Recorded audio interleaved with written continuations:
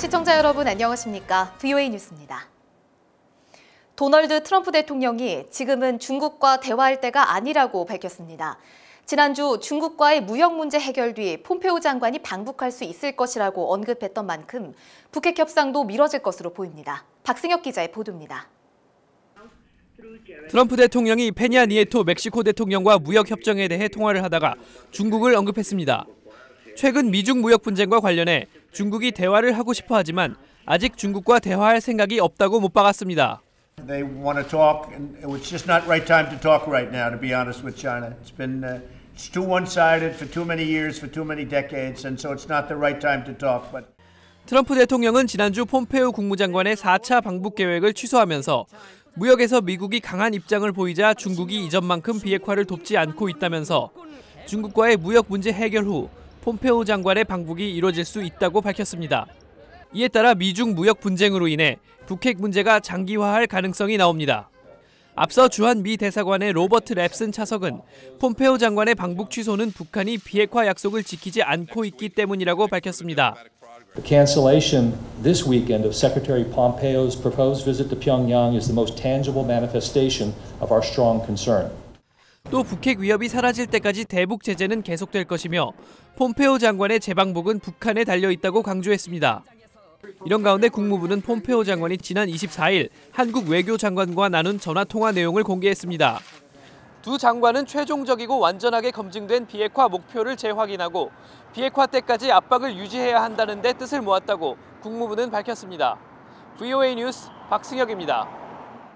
북한 비핵화에 대한 미북 협상이 장기화될 가능성이 커지면서 워싱턴 내 전문가들은 먼저 비핵화를 위한 북한의 약속 이행, 즉 태도 변화가 필요하다고 지적했습니다. 김칸희 기자입니다.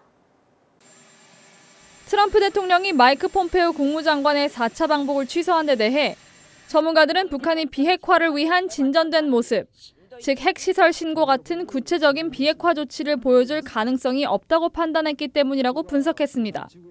There hasn't been sufficient progress, and he did not want to send the Secretary of State to a second meeting where he might come back without any agreement of any substance.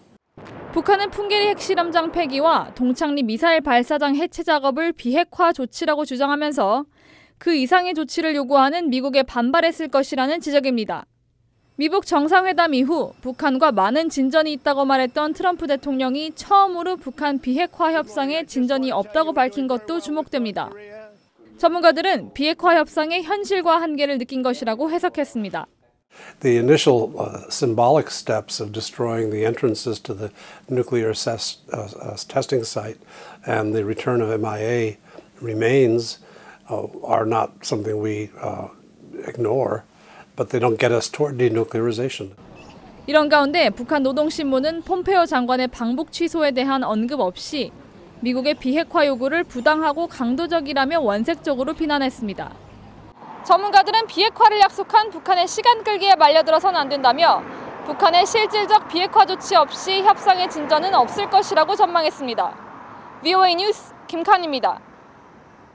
마이크 폼페오 국무장관의 4차 방북이 취소되면서 이달 말로 추진됐던 개성공단 내 남북공동연락사무소 개소가 미뤄질 것으로 보입니다.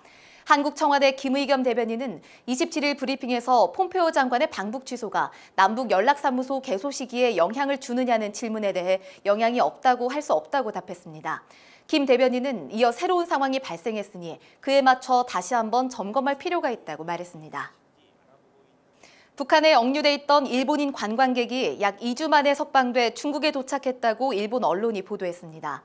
이 일본인은 이달 초 북한을 방문 후 남포에서 군사시설 촬영 혐의로 구속된 30대 영화 제작 종사자 스기모토 도모유키로 알려졌으며 스가 요시히데 일본 관방장관은 전력을 다해 대응하고 있다고 말했습니다. 앞서 북한은 일본 관광객이 법 위반으로 단속돼 조사받았다며 인도주의적 원칙에 따라 추방한다고 밝혔습니다. 미 상원 군사위원장이었던 존 맥케인 의원이 지난 25일 애리조나주 자택에서 별세한 뒤 미 정치권이 고인의 삶을 기리고 있고 백악관은 조기를 개항했습니다.